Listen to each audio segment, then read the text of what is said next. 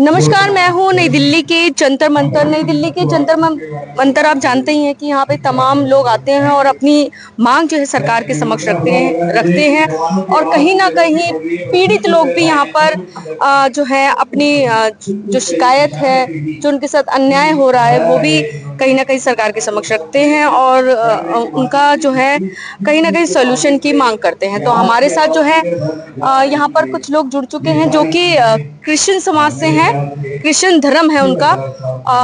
और यहाँ पे मैं बता दूं कि क्रिश्चियन धर्म के लोग जो है यहाँ पर जो है धरना प्रदर्शन कर रहे हैं क्योंकि उनका आरोप है कि उनके ऊपर बहुत ज्यादा अत्याचार हो रहा है, कई झूठे आरोप भी है उनके ऊपर लग रहे हैं। तो हमारे साथ सर जुड़ चुके हैं। सर अपना इंट्रोडक्शन बताएं। जी, आप सबको जितने भी लोग हैं, हम मीडिया, सबसे पहले हम मीडिया वालों को नमस्कार कहते हैं कि हमारी आवाज को, और आप बोलते रहिए सर, हमारी आवाज को तमाम समाज तक पहुंचाते हैं। और हम इसलिए आज इकट्ठे हुए हैं कि भारत के अंदर हम किसी का धन प्रवर्तन नहीं करवाते।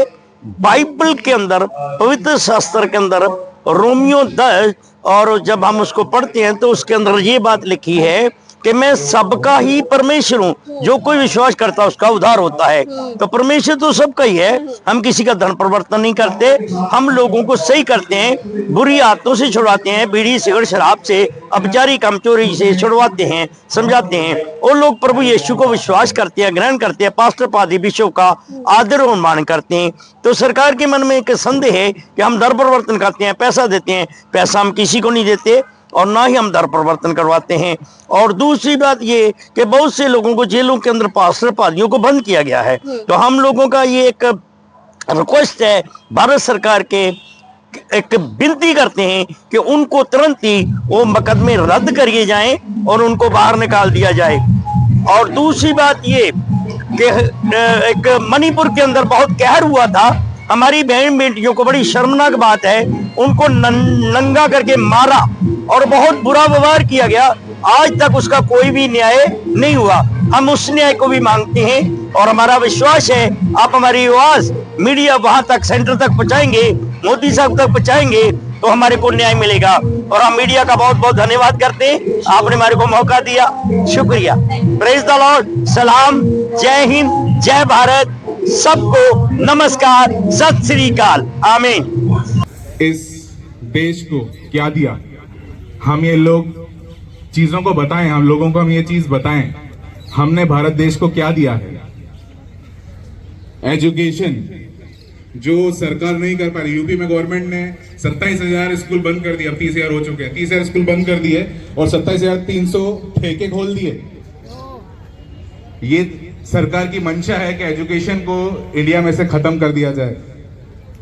आप इस चीज को समझें, एजुकेशन को खत्म करेंगे, जितना खत्म करेंगे उतने ही इनके भक्त बढ़ेंगे। और इनके अभी भी जो भक्त हैं वो सारे ऐसे ही हैं जो उनको साइन करने के लिए बोला जाता था वो बोलते हैं कहाँ। सारे लोग ऐसे ही हैं। अगर पढ़े लिखे लोग होते तो वो समझ जाते हैं चीजें कि जिन लोगों ने इस देश को बनाया है, जो सरकार स्कूल कॉलेजेस नहीं दे सकी, वो हमने हर डिस्ट्रिक्ट में एटलीस्ट 5 स्कूल्स, 5 कॉलेजेस तो हमारे हैं।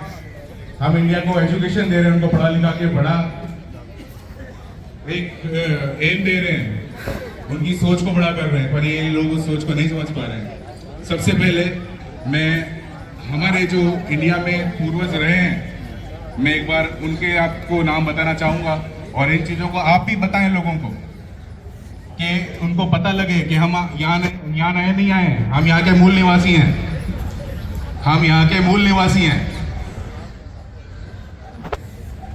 A.R. पिल्लई जनता प्रस्तुति दल के सदस्य थे, राष्ट्रीय ध्वज आंदोलन के भी सदस्य थे, आजादी के आंदोलन में भी सदस्य, और एक वो मसीही परिवार से नहीं थे पर वो एक मसीह थे। साधु सुंदर सिंह जी, आप सब जानते हैं साधु सुंदर जी के बारे में। इनने गांधी जी को बाइबल भेंट दी, उस बाइबल को उनने पढ़ के उसमें से उनने ये पाया कि एक गाल पे कोई थप्पड़ मारे तो दूसरा फेर दे। ये भी हमारे मसीह प्रचारक थे। पंडिता रमाबाई, महिला उत्थान के लिए उन्होंने काम किया, ये भी एक मसीह विश्वासी थी। नारायण वामन तिलक